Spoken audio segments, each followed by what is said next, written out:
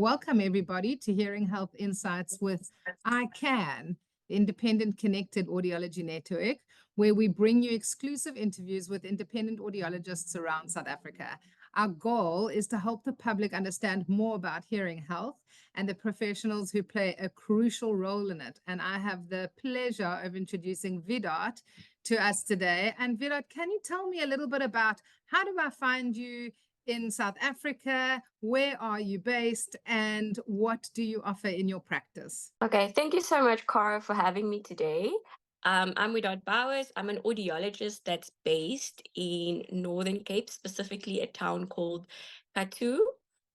I'm currently based at a little private hospital, Lenmid Katu Private Hospital. And yeah, that's where you can find me if you are close to the Katu area or surrounding areas. Amazing. Now, Wiedaad, what are you passionate about in audiology? What makes you a unique independent audiologist? I specifically mostly work with a lot of industrial clients, and I work a lot with, minors. I also see a lot of peds. We are a very small town, and because of that, it's very difficult to find, other professionals in the field that you basically only have doctors, and then there's two of us in the town. And specifically in my practice, what I do try to do is I try to see a client and try and have a holistic approach to treating them. You're not just coming, and a lot of the clients that come to me, most of them would have had screening done in the minds, and they don't really have a lot of information as to how to protect my hearing, what an audiologist does, what I can do for them. So it's literally starting from the beginning of you are working in the mining industry, and this is what could happen if you don't protect your hearing, and giving them different ways to prevent them from actually having, or acquiring a hearing loss at a later stage, which for a lot of them is the case after a few years. So just taking those clients, and from just getting information, they just go for the screening and they're just told your hearing is fine, sitting them down and actually going through everything from the beginning with them, explaining what an audiogram is, because often or not they're not shown the audiogram.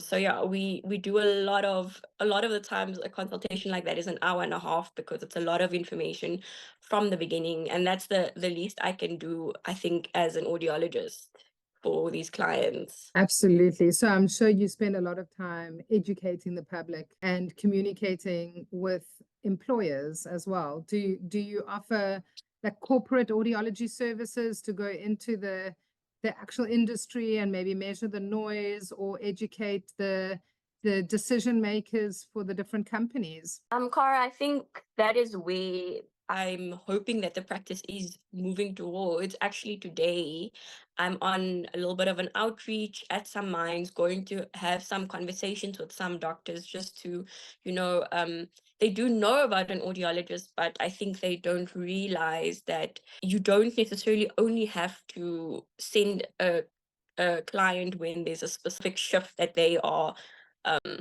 I want to say governed by. You can send earlier, and just, I think the most part is they don't actually know when to refer, other than when the law stipulates they should refer. So I do go and have these conversations, and I think I'm hoping in the long run that there is better relationships between myself and the mind doctors, so that we are on the same team when because we do essentially see the same clients. So a better relationship is the goal, and yeah, we are working every day for that.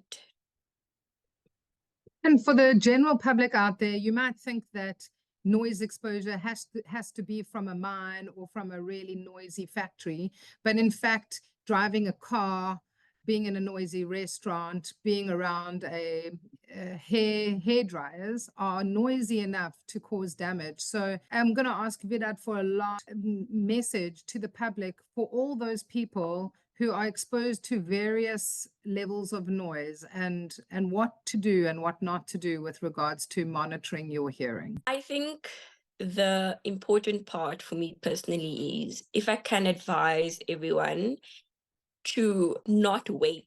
You know, if there is anything you are concerned about, please consult an audiologist. Try and find one closest in your area, because a lot of the times it's something that you do notice. You know, you notice that your hearing doesn't feel the way it should, and to not wait until it is years down the line. And in terms of do's and don'ts, it's definitely in the industry I'm in is please wear your hearing protection. And if you are just exposed to noise on a daily, it's very difficult I know it's very difficult for a lot of my clients. They just going out and there's loud music. And I always say to them, I understand that you can't necessarily control the environment you're in if it's not your house or your place, but you know, simple things, we distance ourselves from the sound source, can make a big impact on, you know, the likelihood of you developing a noise-induced hearing loss.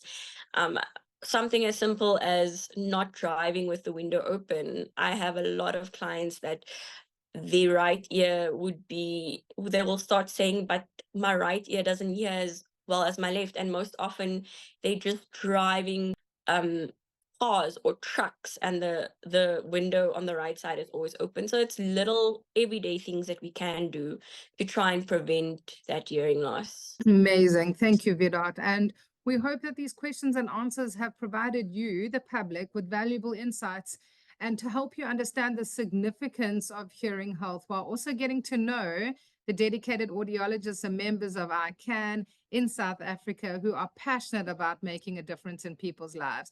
So please engage with our video by subscribing to our channel, like the video, leave a comment, or visit our website. And if you're concerned that you may be exposed to loud noise or that you might need to see Wiedaad, we also have some screeners online that you can do free of charge in the comfort of your own home. If you have any concerns with regards to your hearing, buzzing in your ears, auditory processing, cognitive decline, and so please make use of that tool. It's readily available to you. And as I say, carry on liking and commenting on our videos, and we'll bring more engaging opportunities to you soon. Thank you so much, Wiedaad, for joining us today.